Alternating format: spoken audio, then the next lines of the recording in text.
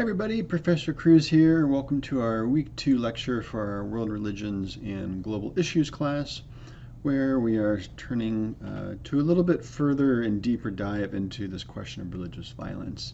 You may have noticed our readings for this week are all by Mark Juergensmeyer, religious studies scholar, and these are drawing from his book, Terror in the Mind of God, looking at the global rise of religious violence.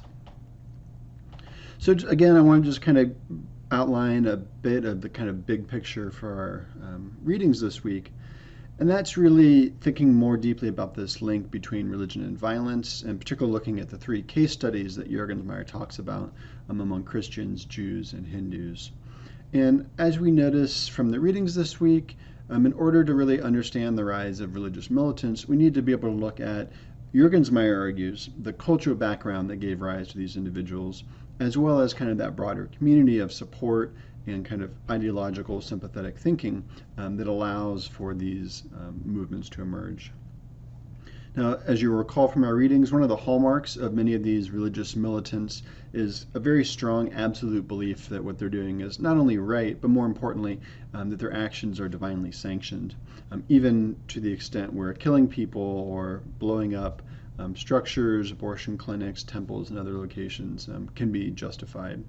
And another important hallmark of these movements is that they believe that often their own religious community is under attack, and their actions are kind of a defensive response to those actions. And this could be an attack from secular society and government or from other religious communities.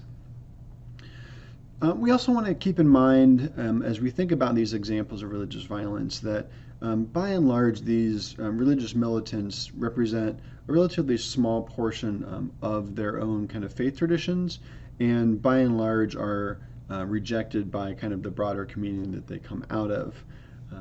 Now, this is particularly the case when we see these kind of religious militants move from kind of extreme rhetoric to engaging in actual acts of terrorism. And that's where we can talk about them moving from being kind of militant religious activists, the way that Juergensmeyer describes them, to religious terrorists, or more specifically, terrorists motivated by religion. So we want to keep that distinction in mind as we go through and think about the materials and readings for this week.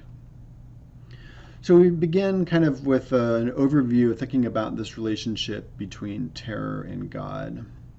And as Juergensmeyer points out in his discussion, beginning with the 2015 attacks in November in Paris, France, that one of the key things about these acts of religious terrorism is that because they often take place in public spaces, sports arenas, music halls, cafes, subways, and other such locations, virtually anyone could be susceptible to these attacks. And that's part of what makes these acts of religious terror so powerful, is precisely that it could affect anyone in their normal lives. So as he notes, because of this dynamic, we're seeing increasingly at a global level, global societies having to confront these examples of religious terrorism on a more routine basis. Now, as we read about this week, there's lots of examples of religious violence that aren't limited to any individual religion or even part of the world. And so we heard mentioned about examples in the United States and Britain, India, Japan, Uganda, Nigeria, Egypt, Myanmar, and many other places. But most of these examples have two kind of common characteristics that we want to keep in mind. The first one is that these have been violent, or as Juergensmeyer says, even vicious attacks, which are intentionally kind of calculated to terrify the public, particularly through large amounts of death and suffering in the aftermath, and that secondarily that they have been linked in some way to religion, either explicit religious claims or by religiously motivated individuals. And so really these two sort of central features are important to understand why fear and terror is so important in these acts, and helps explain the role of religion within these motivating factors. So for example, as Juergensmeyer notes, terrorism is meant to terrify. And he traces the root back to the Latin terrere, meaning to cause or to tremble, and its origins in the sort of French Revolution of the 18th century. Now, part of what makes these kind of acts of religious terrorism so powerful, according to Juergensmeyer, is that these acts run counter to what many of us might think about as the commonly held sort of views and values within religious communities. Specifically, that religions, as he notes, should provide tranquility and peace, not terror. Unfortunately, as he reminds us, in many of these cases, religion not only supplied the ideology, but also, more importantly, they provided the social identity and the organizational structure for these various acts by perpetrators of religious terrorism. So it's important also to keep in mind here as we kind of think about this larger story is that really any actors are capable of acts of terror. So this could be religious fundamentalists, this could be governments, political parties, ethnic insurgencies, nationalist movements, and in fact many of them we would describe as secular around the world. So as Juergensmeyer points out, this violence often comes from disenfranchised groups who are trying to gain either more power or more influence within their given society.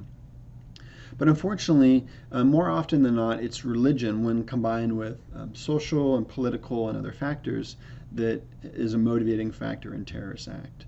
So, for example, Juergensmeyer talks about a 1980 U.S. State Department study that was looking at international terrorist groups and found essentially none in the very early 80s. But 20 years later, when we get to the 2000s, almost half of the groups that were identified as international terrorist organizations had an explicit religious component.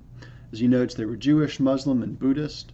And if we add, for example, Christian militia groups and other paramilitary organizations in the US and parts of Europe, the number of religious terrorist groups would be even more significant. So according to Rand St. Andrews' Chronology of International Terrorism study from the 1990s, the proportion of religious groups in the late 1990s increased from 16 to 49 terrorist groups, and then from 26 to 56 groups. So a significant increase just in a very short period of time of those that were involved in terrorist acts. So you can see here on the chart on the right from that Rand St. Andrews study, in 1995 you had about 16 acts that were identified as religious terrorism versus 49 that were not. But by 1998, just a few years later, that number has almost doubled to 26 out of 56. So roughly a third of those acts being religiously motivated in 1995, but by the time we get to 1998, just a few years later, almost half of all those attacks have a religious motivation. And then just a few years after that initial study, another one came out from RAND that noted terrorism motivated in whole or in part by religious operatives has often led to more intense acts or attempts at violence that have produced considerably higher levels of fatalities. Religious terrorism tends to be more lethal than secular terrorism because of the radically different value system, the RAND report notes, as well as the mechanisms of how they legitimize and justify their acts, concepts of morality, and what they describe as the kind of Manichaean worldview that directly affects the, quote, holy terrorist motivation. So for religious terrorists, the RAND study argued violence is a sacred act or a divine duty which is executed in direct response to various theological demands or imperatives that they believe are justified by scripture or holy books. And so as the study noted, religion therefore functions as a legitimizing force, specifically sanctioning wide-scale violence against almost open-ended categories of opponents. So this could be essentially anyone who doesn't agree with the views of those involved. A little bit more recently, from 2007, the National Consortium for the Study of Terrorism and Responses to Terrorism, or START, released a study looking at the sort of ideological motivation for terrorism in the United States, looking at the period from 1970 to 2016. So you can see these first two charts here on the screen. You've got the number of attacks in the left series of charts and the percentage of attacks on the right. And what we can see is from the 1970s up until the 2010s, first there's been a decrease in the amount of attacks related to terrorism specifically, but also a significant shift in the sources. So in that early 1970 period, many of the attacks that were reported were either from nationalist or separatist groups or various left-wing political organizations. And that number dropped significantly by the 1980s and then it continued to decline to the time we get to the 2010s. What we see now is that the majority of those attacks are actually coming from religious organizations, from right-wing groups, and from single issues, many of which were related to abortion and also could be considered Christian right-wing religious attacks. But more interestingly, the one screen there on the chart on the right, we see the percentage of attacks. What we see is that a significant number of those attacks in the 2000s, it becomes much more clear here, were, as I noted, coming from both right-wing, but more importantly, religious and single-issue actors. And we continue looking at some of the data from that studies. Again, these two charts on the left, we see the number of victim deaths, and the right, the percentage of victim deaths. What we see is that the actual number of people that were killed was not a huge amount until we get to the 2000s when we have September 11th, and you see a huge spike there. Almost all of those 3,000 or so deaths were related to the 9/11 attacks. But if we think about the percentage of victims who died in that same period of attacks, what we see is from the 1970s to the 2000s, the percentage of both right-wing and religious attacks continues to become more and more significant. So the time we get to the 2000s and 2010s, as much as 80 to 90% of all of the victims of terrorist attacks are coming from right-wing, religious, and single-issue groups. So what we're seeing, as the 2017 START report noted, is that compared to the 2000s, there's been a sharp increase in the proportion of attacks carried out by right-wing extremists. So from 6% to 35%, and religious extremists from 9% to 53% in the United States. So increasingly, religious terrorism in the United States is being done by conservative right-wing religious organizations. And that's something that we don't necessarily think or hear a lot about, but that's what the statistics on this research tell us. Now, the approach that Juergensmeyer and others have taken to understanding religious terrorism and violence really highlights, as he noted in our readings, cultural factors to help us better understand where those motivations come from. But he also makes an important sort of caveat in talking about how we think about and study terrorism, which is that we want to be careful about using even the language of terrorism, because, as he argues, it can often mask more than it reveals. For sort of two reasons. One, by sort of focusing solely on individual acts of terrorism, or even more particularly individual terrorists, as opposed to looking at the larger social networks they come out of. And also, it can give us the false impression, he argues, that we can somehow identify a terrorist in advance. So as he notes here in our readings, this logic concludes that terrorism exists because terrorists exist. And if we just get rid of them, then the world would be a more pleasant place. Although, as he notes, that might be an enticing solution, the fact is that that line between who is a terrorist and a non-terrorist supporter is incredibly thin. As he notes here, the old saying, one person's terrorist is another person's freedom fighter, actually has more truth to it than we might want to acknowledge. So the designation of terrorism, Juergensmeyer argues, is really a subjective judgment that's about the legitimacy of certain violent acts as much as it is a description of those statements itself. So who we designate as a terrorist is in part based on how we view the world and our relationship to those individuals. Now, as Juergensmeyer also notes, based on his interactions with many different individuals in these movements, many of them don't actually identify themselves as terrorists and never have, but rather they see themselves as militant religious activists. And many of them, as he noted, claim that their acts and their actions are inherently defensive, and in fact are often coming out of a belief that they, either themselves or their religious communities, are already under attack, and that in some cases they're already engaged in warfare, perhaps a spiritual warfare or possibly an actual kind of hostile conflict. So to understand these kind of dynamics, Juergensmeyer argues we really need to look at the context of individual cases, the historical situation, the kind of social location, and the worldviews of participants and communities involved in these acts of religious terrorism, so that we can better understand who and how they came to be, sort of what they are today in their actions. Now, in many cases of religious terrorism, whether we're looking at the assassination of the Israeli Prime Minister Yitzhak Rabin, to the Oklahoma City bombings, to 9/11, the activists involved in these acts thought that their acts were supported not only by other people, but by a widely shared perception that the world was already violent, that it was enmeshed in a great struggle that gave their own individual violent acts a kind of moral meaning.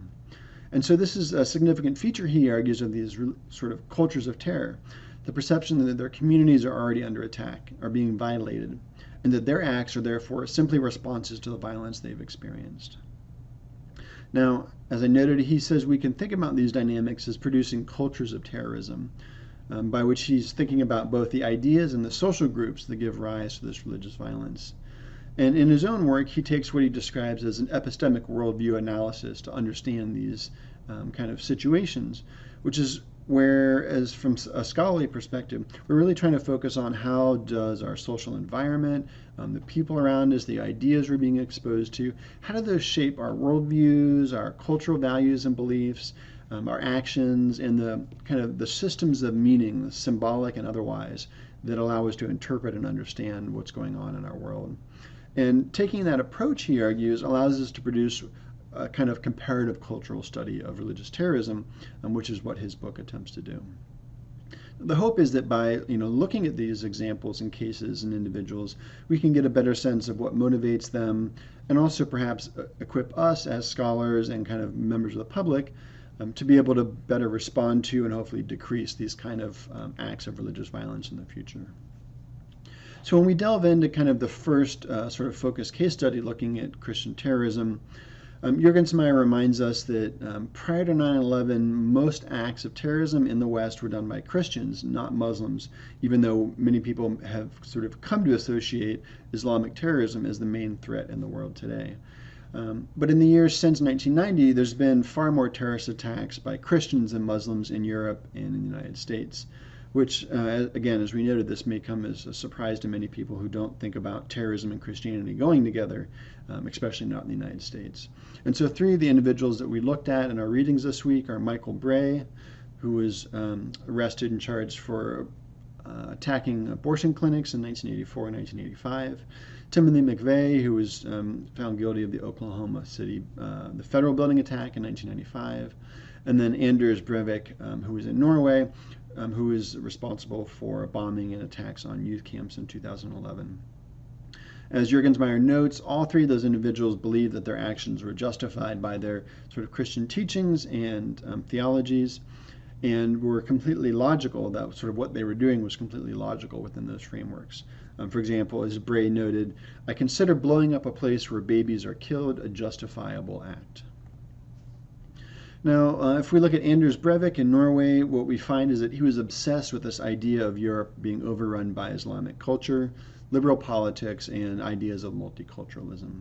And he outlined sort of his vision and this critique in his manifesto 2083, a European Declaration of Independence, which really focused on a huge range of ideas, but kind of had four central themes, which was the rise of cultural Marxism or multiculturalism in Western Europe, what he viewed as the Islamic colonization and the Islamization of Western Europe, what he viewed as the current state of the Western European resistance movements, which he understood to be those sort of anti-Marxist and anti-jihadi groups active in Europe, and finally thinking about and proposing solutions for those in Western Europe to resist these kind of efforts of cultural Marxist and Islamization in Europe in the years coming forward. So for example, as he wrote in the introduction to this 2083 manifesto, this compendium or book presents advanced ideological, practical, tactical, organizational, and rhetorical solutions and strategies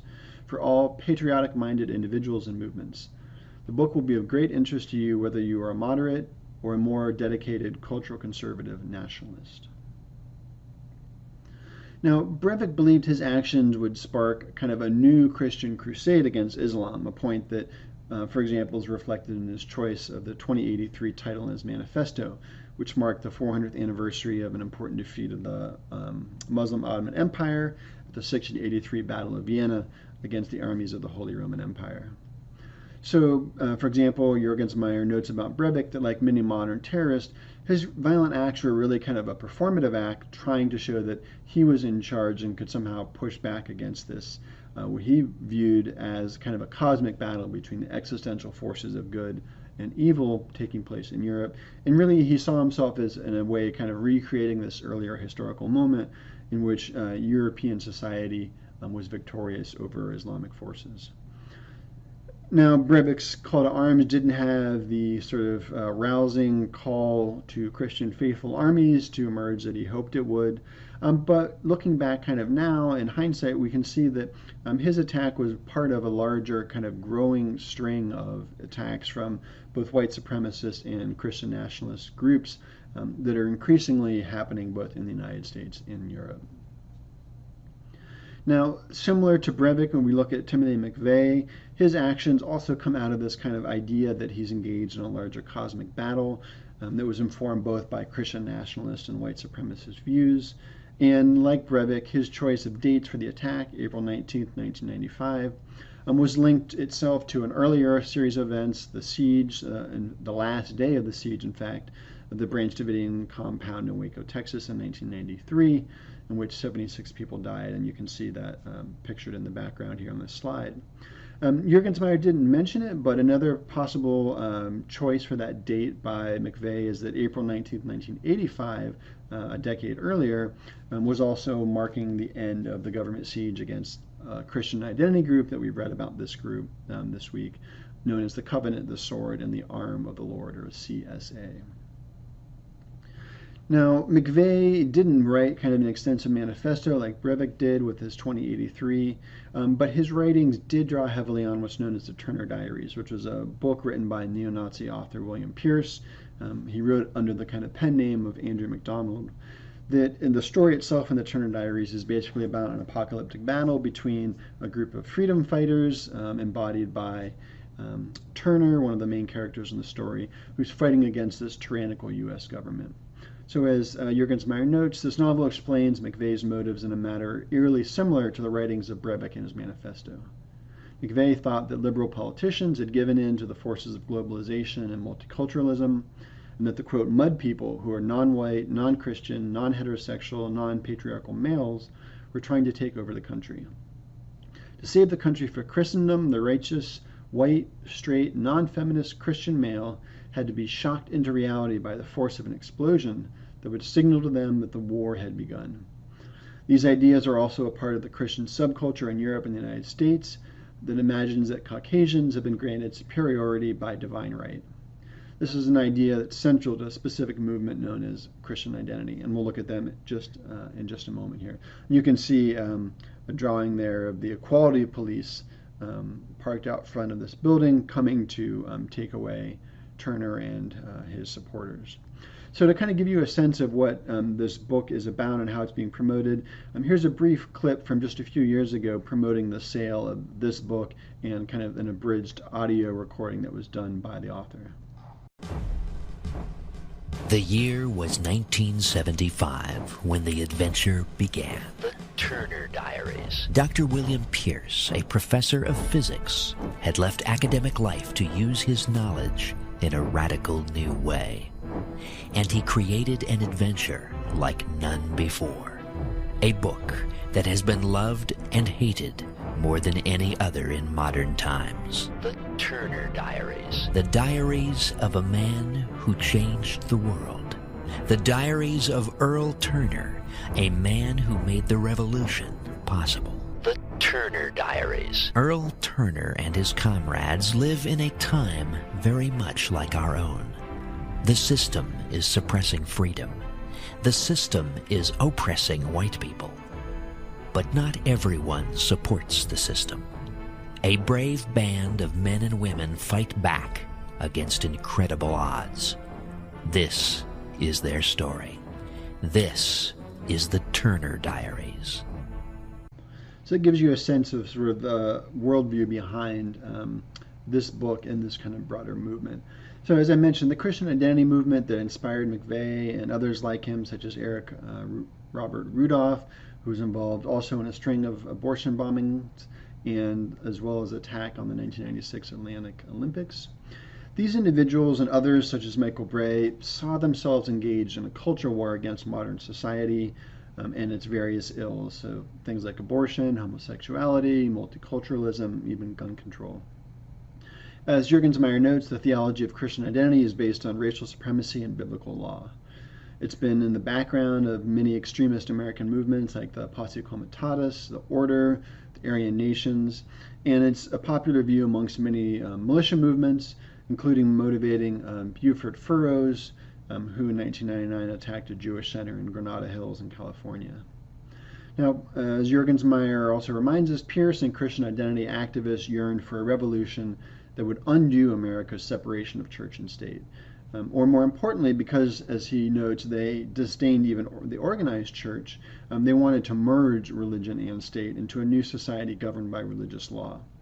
So they believed that there was a great confrontation between sort of freedom and government-imposed slavery that was sort of imminent, and that their sort of efforts to fight this evil system and awaken the spirits of freedom-loving masses of the public were justified. Now, this Christian identity movement itself has sort of deeper origins going back to British Israelism, which was brought over in the 1900s by evangelist Gerald L.K. Smith, and picked up by individuals like William Cameron, who was the publicist for Henry Ford, and became a venue for a whole range of fascist and anti-Semitic views to be published from Ford's perspective through his Dearborn Independent magazine or newspaper that he owned, but then later were compiled into a 4-volume set that was published in the 1920s called The International Jew, the World's Foremost Problem. You can see one of the weekly dailies there from May 22nd, 1920. Now, as Juergensmeyer points out, in recent decades, the largest concentration of Christian identity groups here in the United States were in Idaho, centered around the Aryan Nations compound at Hayden Lake, but also in southern Midwest areas of Oklahoma, Arkansas, and the Missouri, and that sort of border region. And the American incarnation of kind of Christian identity really took these British ideas and adapted them to suit the various social anxieties in the United States at that time, particularly the idea that the United Nations and the Democratic Party were part of some vast Jewish Freemason conspiracy to basically enslave the world and take over. And these ideas we still hear echoed today, for example, amongst QAnon advocates, if you listen to and follow some of their more outspoken individuals. Now, along with the Christian identity movement, another kind of other important Christian political groups that have kind of similar set of ideas include the Christian Reconstruction movement, which has been especially active in kind of the anti-abortion circles.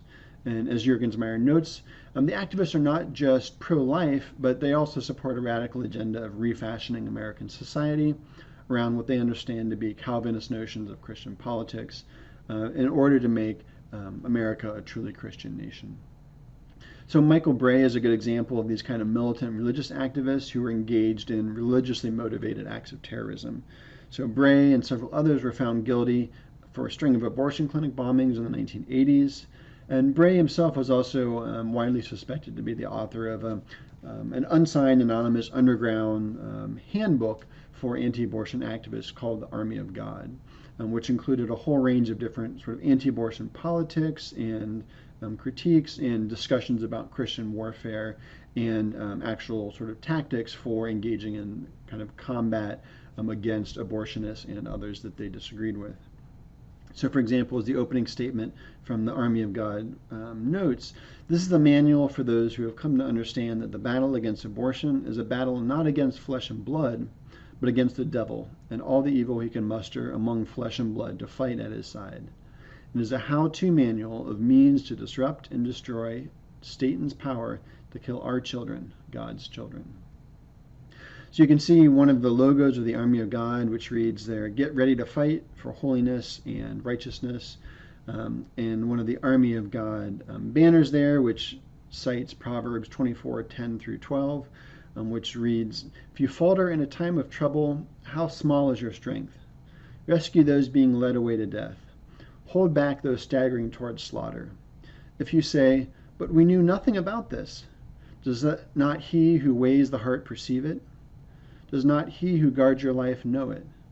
Will he not repay everyone according to what they have done?"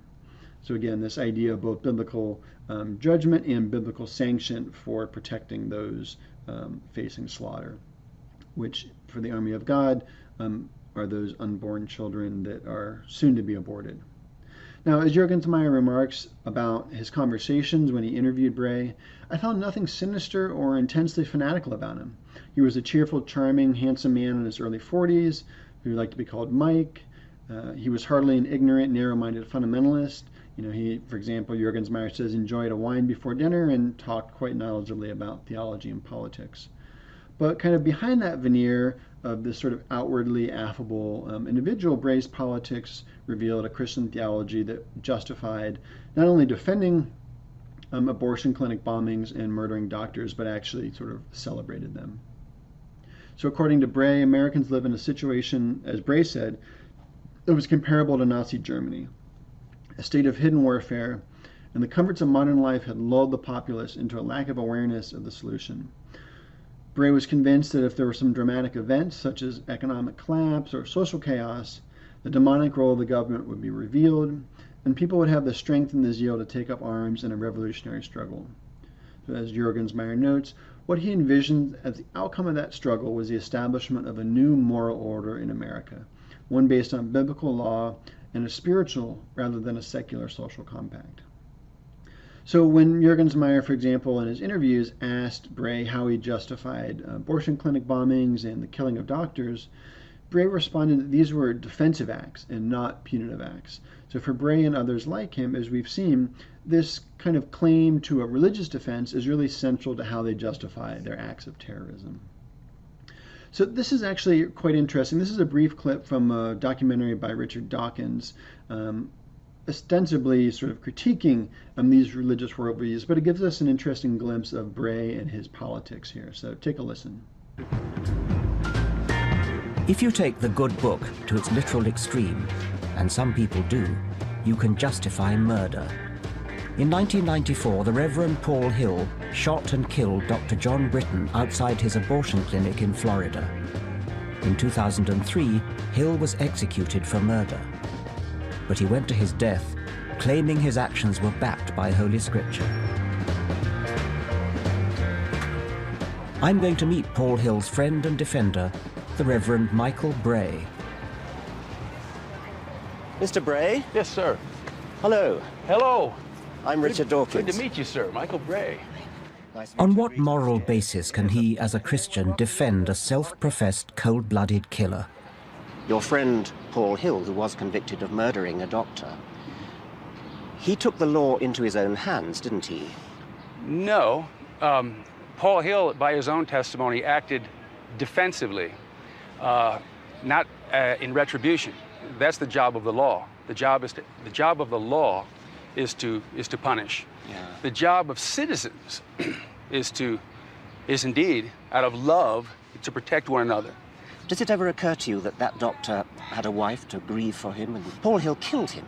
Now, the embryos that Paul Hill was defending, they were tiny little things without any knowledge, without any memory, without any fears, without all the things that a full-grown adult doctor had. Mm-hmm. Doesn't that give your conscience a little bit of a twinge? Well, I don't think we measure the value of someone by their cognizance of their surroundings or even their relationships. The value that we give human beings historically and thankfully from the scriptures is that they are created in God's image and they have a certain sanctity because of that. So whether they be imbeciles or... To most sensible people, Bray's fellow clergyman Paul Hill looks like a dangerous psychopath, righting what he perceived as wrong by committing another, more terrible wrong. Yet people like Hill and Bray don't see the world that way. They declare that their justification is in the Bible, and by redeclaring the Bible as the absolute word of God, they give their actions validity. Yeah. Many of us who don't subscribe to any particular holy book worry about suffering. We actually worry about whether the victim of a murder, whether it's a murder of in your terms, of an embryo or of an adult doctor. I mean, can you not see that there's a big imbalance there between those two deaths? Well, I couldn't take into account, because I'm not omniscient, to know all the sufferings that various people suffer. Where do you think he is, Paul Hill? I have high hopes that he's doing well. You think he's in heaven? Yes. You think Jesus suspect approves so. of murdering doctors? I think that he said that we're to love the children just as we love others. Suffer the little children to come to me. I reckon I have a fairly strong moral conviction as well, but I'm not that confident. I wouldn't actually go and kill somebody for the sake of my morality. How can you be that confident? I think my own confidence, I guess, has come with time. The more I think the scriptures, the more I live, the more satisfied I am intellectually that they interpret reality for me. It was curious. I quite liked him. I thought he was sincere. I thought he wasn't really an evil person. And I was reminded of a quotation by the famous American physicist, Steven Weinberg, Nobel Prize-winning theoretical physicist. Weinberg said, "Religion is an insult to human dignity. Without it, you'd have good people doing good things and evil people doing evil things. But for good people to do evil things, it takes religion." Now, obviously, we're getting Dawkins' own kind of, religious skeptical argument there, but it is useful to hear Bray kind of in his own words on how he thinks about some of these issues. Now, as Juergensmeyer notes, two scholars who have written extensively about religion and violence that were mentioned and influential in Bray's own thinking were the German theologian and pastor Dietrich Bonhoeffer and Protestant theologian Reinhold Niebuhr. Now, these are both sort of individuals who have written about the moral justifiability of using violence. And in fact, Bonhoeffer was his own kind of Christian moral convictions led him to engage in a plot to try to assassinate Adolf Hitler, which ultimately was revealed, and Bonhoeffer was executed by the Nazis. And in case of Niebuhr, he's written extensively in his own kind of works about Christian resistance, and he argued that Christians have a moral duty to fight for social justice. For example, he argued that righteous force is sometimes necessary to extirpate injustice and subdue evil in a sinful world, and that small strategic acts of violence are occasionally necessary to deter large acts of violence and injustice. So Bray and others were drawing on these sort of Christian ethical and theological arguments to make their own case for why, for example, killing an abortion doctor or burning down a clinic were justifiable acts of violence. Now, as Juergensmeyer notes, there's a very kind of rich body of literature around the question of violence and conflict in early Christian history, from the initial period when Christianity was still kind of emerging out of Judaism and tended more towards kind of a pacifistic view, to the later period when Rome embraced Christianity as the official religion under Constantine in the 4th century and began to embrace war and conflict through just war theories.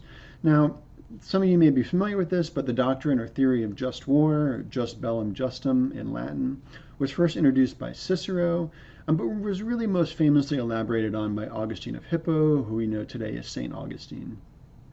And this doctrine of just war justified the use of military force under certain conditions, including questions of proportionality. So the expectation that more lives would be saved by the use of force than would be lost. And also legitimacy, so the notion that the undertaking itself must be approved by an established authority. And this idea that war or acts of violence can be religiously sanctioned in order to prevent greater harm is an important tenet that we see in all three of the Abrahamic traditions in the past and also in the cases we're looking at today. So as Juergensmeyer notes, liberal Christian defenders of the just role of violence like Niebuhr and Bonhoeffer gave Bray the impression that Christian theology had supported his own efforts to bring about social change through violent acts.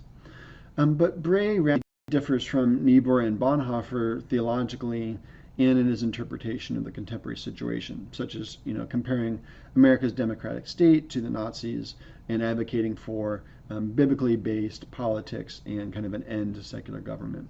So as Juergensmeyer notes, Bonhoeffer and Niebuhr certainly would have rejected Bray's political views, as do many mainstream Christians today.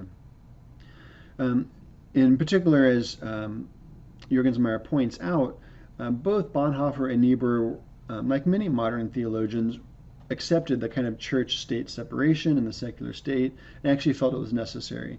Niebuhr in particular was wary of what he described as moralism, this kind of intrusion of religion or religious values and ideologies into statecraft, or kind of the political calculations of the secular state. So Michael Bray, Paul who we just heard about in that video for killing the doctor, and others who have embraced Christian identity movements, Christian Reconstructionism, sometimes also known as theonomy, dominion theology, and similar kind of Christian extremist religious ideas. They remind us that there's an important strand of Christian politics today that remains hostile to both the ideas of secularism and this separation of church and state. So as Juergensmeyer notes, these kind of individuals feel it necessary to, quote, reconstruct Christian society by turning to the Bible as a basis for a nation's laws and social order. They try to propagate these views, for example, the Reconstructionists, by establishing the Institute for Christian Economics in Texas, or the Chalcedon Foundation in California. And they have very robust and extensive publications of journals, books, pamphlets that justify their theology and have put these kind of Christian ideas into discussions and debates about economics, law, and politics. So just to take one example, Gary North, who is involved with the Christian Reconstruction movement and the Chalcedon Foundation. He is the founder of the Institute of Christian Ethics.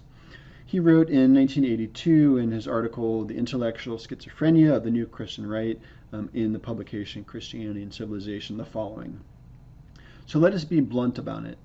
We must use the doctrine of religious liberty to gain independence for Christian schools until we train up a generation of people who know that there is no religious neutrality, no neutral law, no neutral education, and no neutral civil government. Then we will get busy in constructing a Bible-based society, political and religious order, which finally denies the religious liberty of the enemies of God. Murder, abortion, and pornography will be illegal. God's law will be enforced. It will take time. A minority religion cannot do this. Theocracy must flow from the hearts of a majority of citizens, just as compulsory education came only after most people had their children in school of some sort.